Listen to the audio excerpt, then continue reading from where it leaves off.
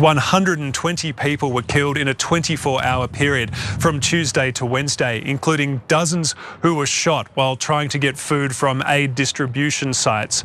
There were 41 people, according to hospital officials, killed on Wednesday in two separate incidents, one in central Gaza and one in the south. The hospital officials said they were shot while trying to get food parcels. The Israeli military says it's aware of one incident in which troops fired upon people approaching them in darkness overnight. Now that the United Nations organization known as UNRWA is no longer allowed to provide humanitarian aid to the people of Gaza following Israel's defamation of the entirety of said organization, turns out that there is disaster after disaster with the organization that is now replacing UNRWA. Of course, that's known as the Gaza Humanitarian Foundation. Now, an American security contractor is blowing the whistle on this US/Israeli-backed organization. And what this person reveals is explosive to say the least. But before we get to those details, I just want to remind the American people that you're funding this. You're funding this. And Bassem Youssef, who was on Piers Morgan's show today, I think described the predicament that Americans are currently in perfectly. Let's watch. Why is my money, why is hurricane relief funds in America are going to fund Israel? Also, like, I don't understand the relationship between America and Israel. It's like, it's the most effed up situation ever. We're like the world's most pathetic sugar daddy. We give them billions of dollars and they on us. Like Mr. Jonathan said, now we're ganging on them. We're not helpful. Dude, we gave you $30 billion to bomb children and it's not enough for you. Like, I mean, at least when you pay a dominatrix, you know that you're getting, but this is just America having a public humiliation king while getting, and they call this foreign policy. They are arresting American students on American soils for protesting Israeli war crimes. What the hell, man? This is like your crack whore making you beat your children for calling her what she is, a whore. And the thing, this is what really boggles me in America. The right and the left, they fight each other tooth and nail over gun control, education, minorities' rights, healthcare, DEI. But when it comes to Israel, everybody competes to be Israel's favorite bitch. Couldn't have said it better myself. Now, with that in mind, let's go to this piece that was written by the American security contractor.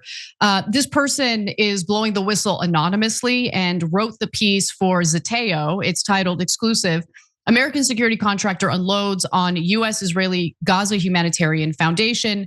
Quote, I thought I was signing up for an aid mission, but what I've witnessed in Gaza is horrific.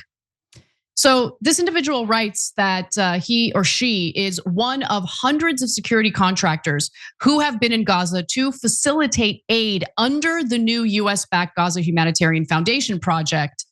And it's all BS. Now, they confirm exactly what I had been outlining about this project. I talked about it on Piers Morgan's show. I talked about how Palestinians who are desperate and hungry, who go to these humanitarian aid hubs in order to get food and water, get shot at. And I think that it's being done intentionally. And guess what? This piece kind of confirms it. So he or she writes, the higher ups claim the Israeli military is not involved, but it feels like they're the man behind the curtain.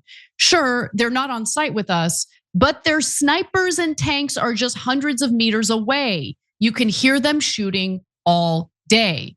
We were monitoring an empty site all day. Sometime after dark, dozens of flatbed trucks finally brought aid. The Israeli military soon radioed in that 200 to 300 civilians, a couple of kilometers, less than 2 miles north, were approaching. We then observed an Israeli drone go out there. Shortly thereafter, the area started getting lit up with artillery.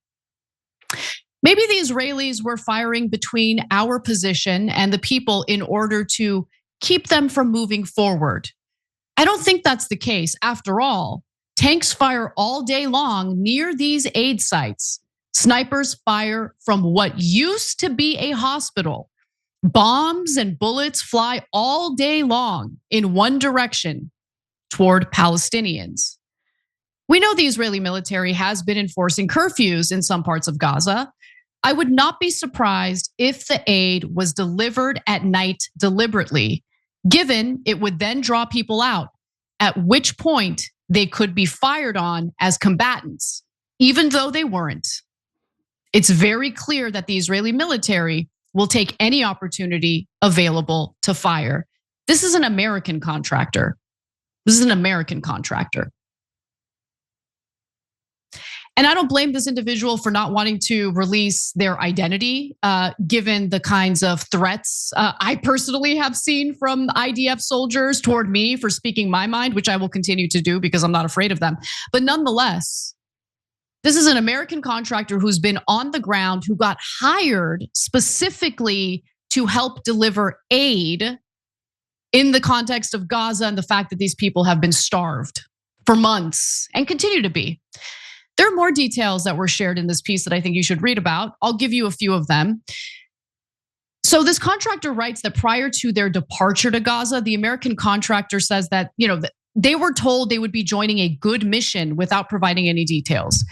They're then sent to Washington, D.C., where they're given a little more details, but very little information about the logistics, how they're supposed to carry out their duties. And individuals who are not qualified were hired to be part of this, by the way. They write, some folks seemed way too old. It seemed like the company was so short on personnel that they weren't picky about who they allowed in on this. We were eventually each issued an AR-style rifle as well as a pistol sidearm. But no one was tested to ensure they had proper training.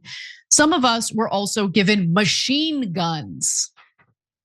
They also write that there were some non-lethal weapons provided as well. Things like, flash grenades, pepper spray.